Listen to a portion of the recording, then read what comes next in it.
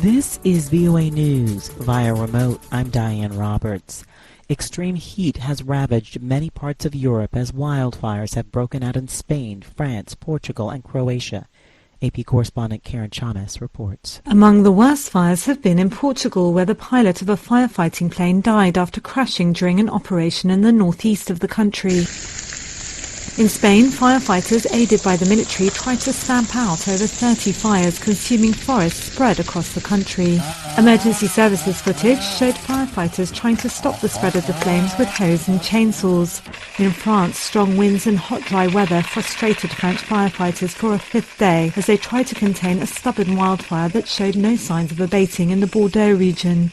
Emergency planes joined the effort to contain the fire by dumping gallons of water onto the pine forest from above.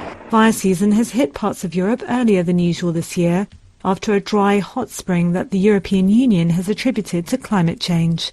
I'm Karen Chamas. Russian missiles have hit industrial facilities in a strategic city in southern Ukraine.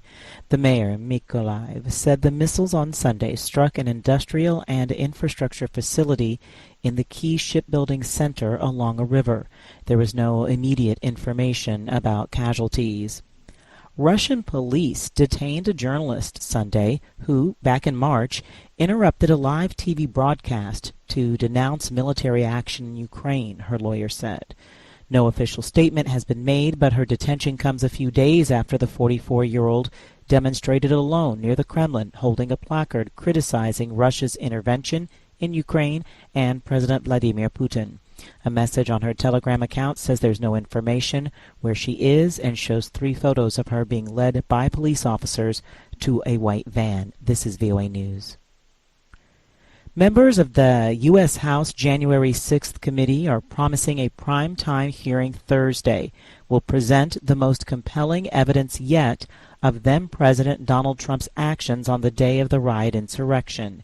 AP correspondent Lisa Dwyer reports. A primetime hearing Thursday will offer the most compelling evidence yet of then-President Donald Trump's dereliction of duty on the day of the January 6th insurrection. That's according to the House committee investigating last year's attack. GOP Representative Adam Kinzinger says the hearing is going to open people's eyes in a big way in showing how Trump did nothing as a mob stormed the Capitol. Another panel member, Democratic Representative Elaine Luria, says fresh witnesses will add a lot of value and information to the probe. Thursday's hearing may be the last, but the committee's investigation will continue. I'm Lisa Dwyer.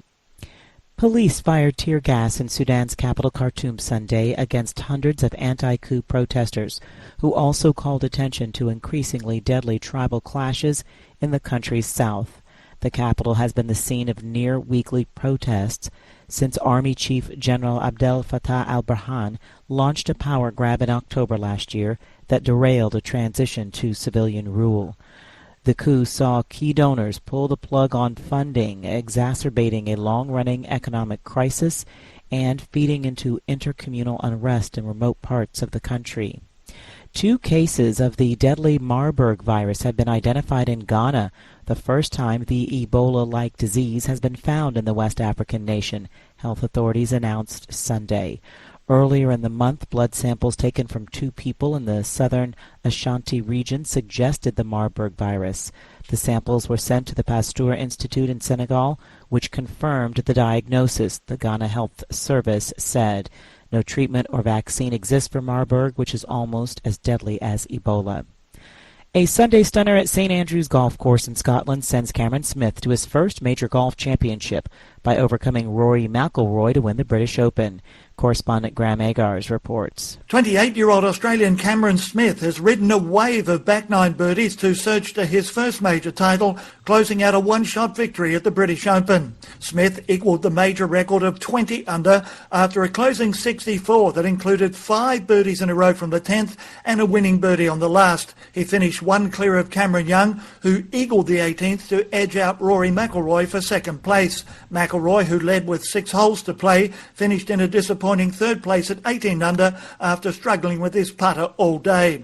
It was Smith's 3rd win for the season. I'm Graham Agars. Via remote, I'm Diane Roberts, VOA News.